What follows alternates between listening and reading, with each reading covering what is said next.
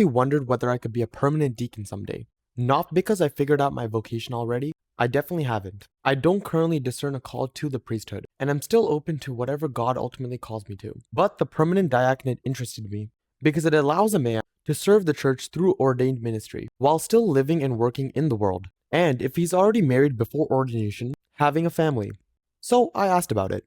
And I was basically told that Syro-Malabars don't really have permanent deacons here, and that if I wanted to pursue that path, I would probably have to look toward the Latin Church. I assumed permanent deacons weren't simply part of our tradition. Then I read the practical laws of the Syro-Malabar Church, and it literally says, the permanent ministry diaconate shall be restored and promoted in the Syro-Malabar Major Archiepiscopal Church. And the reason it gives is even more interesting. It specifically points to the early church, the East Syrian Church, and the St. Thomas Christian Church. So the permanent diaconate isn't something foreign to the Syro-Malabar Church. It actually belongs to our own tradition. The church even lays out formation for permanent deacons, including spiritual, pastoral, liturgical, and theological formation, with at least 3 years of philosophical and theological studies. And married men can be ordained permanent deacons.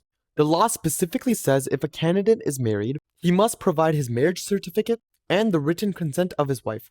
An unmarried candidate undertakes celibacy.